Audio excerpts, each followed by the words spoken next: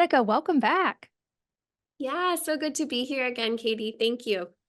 Well, I am excited to go deeper in this conversation. For any of you who missed it, we had an amazing episode about what somatics are, what nervous system healing looks like. And in this episode, I'm really excited to dive deeper onto that and especially how to use your nervous system to help create the life that you want. Because you explained so well in the first episode how intricately tied our nervous system is to so many aspects of our lives. And I think this can be like a learning process and a friendship with our body that we create over our whole lifetime. But I want to go deep on this topic that you talk about online so well of how do we make friends with our nervous system and use our bodies and our nervous systems to help create the life we want. Yeah, I really want to highlight and underline what you said about befriending our body, because especially as women, we're taught two things. We're taught that either our body is a nuisance, something to put up with, that it's a source of suffering and pain as women, like we're just meant to put up with all sorts of different symptoms and pain and suffering, or we're taught that our body is an object, right? Our body is an object and it can cause others to sin. It's meant to be valued by how it looks. And these are just two examples, but I think they're the major ones of how we completely disconnect from our body. And over time, when we disconnect from our body, we disconnect from ourselves. When we are living a disembodied life, it's going to feel really disorienting, and symptoms of all sorts of psycho-emotional, mental, and physical issues are going to get loud because our body is always talking to us. Right now, as I talk to you, Katie, I feel a spaciousness in my belly. I feel grounded through my pelvic bowl. There's like a little bit of fluttering in my chest because I'm excited. But these are all messages from my body about what's going on. And the more I'm able to be with what my body is saying to me without resisting it, without pushing it away or numbing it out, the more my body knows I'm safe, the more psychologically my mind can register the ability to thrive, right? So it's really about befriending our body and dismantling the systems that we have internalized from our culture around, yeah, what it means to be in a body. That makes so much sense. And I love that you touched on for women, especially, and how sort of our programming can affect our nervous system state, even if we don't realize it. In fact, it seems like for a lot of women, this is sort of a silent track that's always running. And I know from following you online that there is a link here to women, especially for reproductive health. And I would love for you to elaborate on this because even if we're not trying to have babies, I know being in an optimal state of fertility is also really important for physical health and for so many things for our hormones. So can you talk about the link between trauma or nervous system dysregulation and reproductive issues? Yeah, I would love to. So, in my own trauma healing journey, my trauma very much manifested in symptoms in my menstrual cycle. I had premenstrual dysphoric disorder, which is basically like PMS's evil twin sister. It's like all your PMS symptoms on blast. I had really painful menstrual cramps, really heavy bleeding, and no one could really tell me why. So fast forward to like my early 20s, I decide I'm just going to go on the pill, even though my mom has told me you're going to hate it. And I hated the pill. And I know it helps a lot of women, but it really is just masking a lot of symptoms instead of healing them at the root. And it wasn't until I only lasted about 3 months on the pill. I was like, I feel like a crazy person. I cannot do this. Um, it was healing my nervous system and syncing with my cycle that gave me the life I always dreamed of living, not just because it was symptom free, but because I was able to harness the capacity of my nervous system and my cyclicality to really put my dreams into fruition. And I think there's this missing link between the nervous system and its impact on our fertility, on our reproductive health. We are finally starting to see more research being done on how trauma, because it lives in the nervous system and the nervous system drives our hormonal health, really can cause a lot of issues with our reproductive health. So I'm really passionate about teaching people, teaching women and men about how our nervous system really opens up more communication between our endocrine glands. Our hormonal health really flourishes when we heal the trauma and dysregulation that causes our hormones to be thrown out of balance. Yeah, I'll start there. That makes sense. And it seems like this is a very important thing to look at and to work with your body on pre also. I like this is the work I wish I could have done pre having kids. I have quite a Mhm. long list of if I could go back and tell my young self things, a Uh-huh. lot of them would relate to this. Um, I feel like also there's a misconception. There's a whole lot of talk online right now about manifesting and people wanting to sort of use this to their advantage. But the approaches I see don't seem like they really get to the root of it or the heart of it, like the things you're talking about. Like, Mhm. not saying affirmations aren't awesome or that those things aren't great as well. But I know you explained this much better than I could online, but you explain how these things can only get us so far, that there's Yeah. actually like a much deeper part of that. So, can you speak to what you mean by that? Yeah, I would love to. And, you know, I I think it's important to really leave space for whatever healing practices you love, go for it. I'm not here to slam any of them, but I am here to say there's a deeper source to work with that is in your nervous system in your body that actually gets to the root. So when it comes to affirmations or talking about our problems, our trauma, our stress, there is a certain point that we will hit on that journey where it feels like I'm doing all the things, I'm talking about all the things, I'm manifesting, I'm saying the right things, but nothing is really changing. And I just want to normalize that it's not you, right? It's not that you're failing at affirmations or talk therapy or any of these more mind-centered modalities. It's that only 20% of the information moving between body and brain is coming from the brain down. So there is that 20%. It does matter, but it only takes us so far. And I know our last talk, we talked about this percentage. 80% of the information moving from body to brain is moving from the body up. So if our nervous system is perceiving that we are still under threat, that we need to stay in those survival states, it's going to be sending messages to our brain that reflect that, that feel like anxiety, like chronic stress, like depression, like shame, like self-criticism. And so we might be trying to reprogram our thinking like, oh, I'll just say this one thing that I read online over and over again. But if our body is still sending all of that information up to the brain of we're not safe, causing us to feel very different from the affirmations that we're saying, then the affirmations can't work, right? The talk therapy can only take us so far. And I love talk therapy, by the way. But if we get into the body, feel our emotions, our sensations that want to be digested from our past or our present, it clears up more space for the communication to be, I can thrive. I I am achieving what I want to achieve. I am magnetic, whatever the affirmation is, we need our body to be in alignment with that. If it's not, we're gonna bump up into some feelings of why can't I get this to work? Why won't it work? That was me for a long time.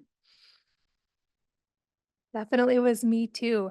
And I know we went through some of the basics in our first episode on ways to signal the body that it's safe. And I think another part of this that you just touched on is also learning to listen to the body and to have Mm, that two-way communication because like you said 80% of those messages come from the body. And at least speaking for myself, I know I was hugely disconnected from my body for a long time. And doctors would even say, like, oh, wow, you have such a high pain tolerance, which looking back, I'm like, that's not always a great thing. I was not in my body. And when I learned how to be more in tune with my body, that doesn't mean I can't handle pain now, but it means I'm able to hear the signals that my body's telling me, which is a healthy response. So, Yeah.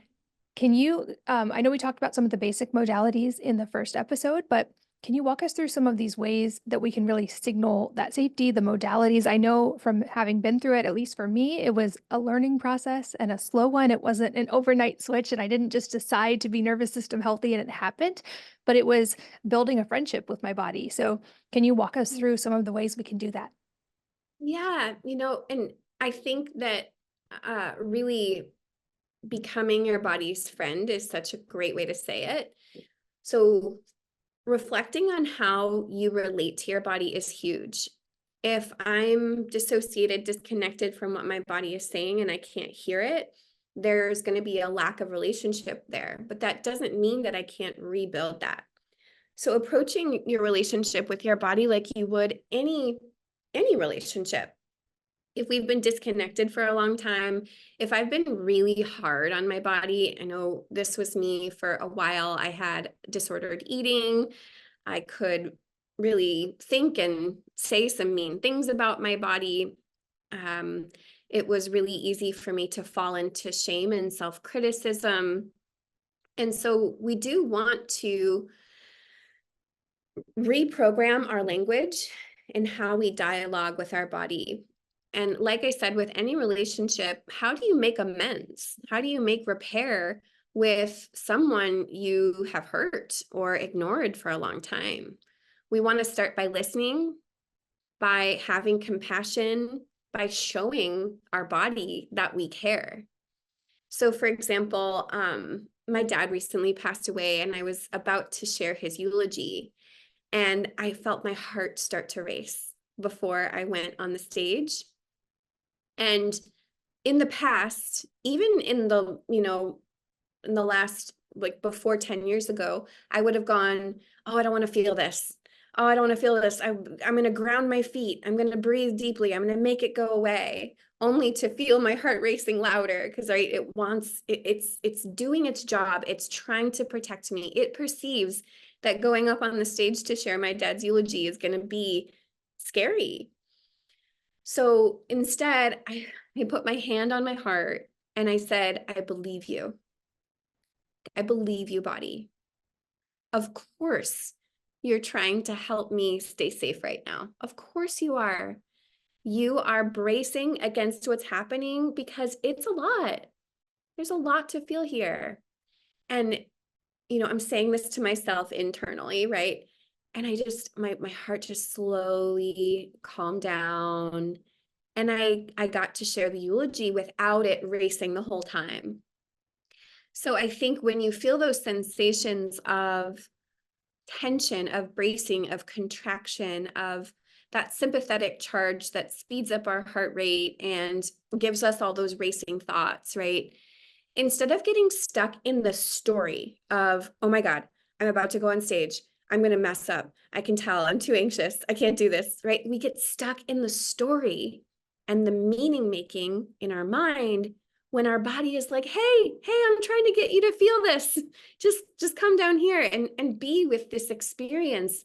The more we can be with the experience instead of resisting it or going into some story around it, the more our body knows we are present with it, those sensations get to downregulate instead of the body having to scream to get our attention, right? That makes sense. And I know a pitfall that I also ran into when I started trying to focus on healing was feeling guilty or selfish, especially as a mom, to take time to do Mm. these things. And so I wanted to speak to that a little bit because I do feel like often, and maybe always, women and mothers are we sort of set the nervous system tone of the house. And so if we're dysregulated, that ripples into our kids. But the flip side is also true. If we are more regulated, there seems to be a pervasive sense of calm that can exist in our homes. And it kind of also makes me think of all of these lessons I wish I had learned younger. How can I help my kids build a solid foundation for this and let that learning experience for me turn into a blessing for them? So, can you speak to if people feel guilty or selfish when they start making time for this? And in tandem with that, how can we create a nervous system healthy lifestyle for our kids from the beginning so that maybe they aren't at my age trying to figure out how to regulate their nervous system for the first time? Yeah. Oh, this is so near and dear to my heart as a mother. And I share that same sentiment, Katie. Like, there's so much I didn't know before I had my first son. And I see it, I do see it in his nervous system. And we're doing a lot and working together, and he's made a lot of progress. But to anyone who's like, oh, wow, I didn't know this, and I can see how it's impacted my kids, I just want to say that I have a lot of compassion, and you're not alone. And when we don't know what we don't know, and what matters is right now you are learning and taking steps. So I think that the guilt thing is so real for mothers. We've internalized this sense of like, if I am not self-sacrificing and modeling constant productivity, then I'm somehow not worthy. I'm not going to get my medal for being the best mom ever. What we know now is that without enough nervous system capacity, we actually cannot meet the needs of those around us without burning out, lashing out, feeling like we are disconnected from ourselves, from our body, feeling symptoms of, anxiety, depression. You have to fill your cup first, right? And this doesn't have to look like I'm going to ignore everything around me. I'm doing this from the time I wake up till I go to bed as I move through my day. Like, I loved your example of like going out and getting some sunshine. I think oftentimes we see like, oh, this is my time for the practice I do to feel better. And then the rest of the day, I'm just going to go, go, go. How would it be to slow down and have little micro moments of slowness, of ease, of connection with your body? And that is where it starts. Little digestible bits add up to a full day of regulation. And that is going to ripple out into your family with your partner, with your loved ones, your kids. It's going to create what's called co-regulation. So co-regulation is when two or more nervous systems find safety together, find that ventral vagal state where there's ease, there's calm, there's playfulness, there's joy. And if we are in a dysregulated state, we cannot offer our kids that co-regulation. Co-regulation is a nervous system dialogue. It's not what we're saying, it's how we're saying it. It's our body language. It's the body posture we exhibit, the gestures we use when we talk. Um, Over 90% of communication is happening through our body. So we might memorize all the right lines to say as a mom, like, oh, well, this child, this whole like parenting solution told me to say this at this time. It's not that that's bad. It's like we could be saying all the right things, but communicating something completely different through our body to our kids that can cause them. And they're highly perceptive little creatures. They're like, you said that, it's okay, but I felt something completely different from you.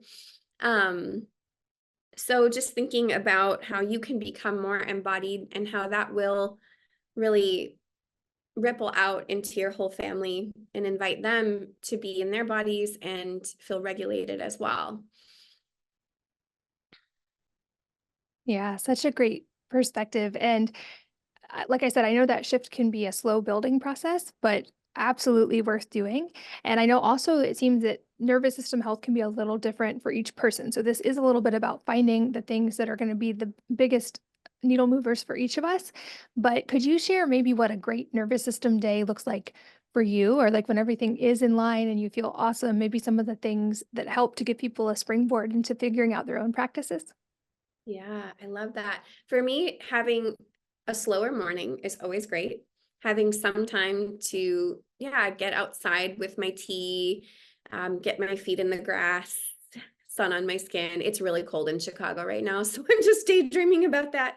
Um, and then connection. So I'm connecting to my body. I can feel and hear the messages, the stories my nervous system is saying on that day. And my body is communicating ease and calm and capacity to get things done, but capacity to rest. And so ideally, there's waves throughout our day of productivity followed by rest, upregulation followed by downregulation. We want to create that rhythm in order to recalibrate our nervous system. So I'm taking breaks. I'm not seeing my clients back to back with no time to eat. I have done this before. I don't recommend it. Right? There's breaks, even if they're tiny breaks, they really add up.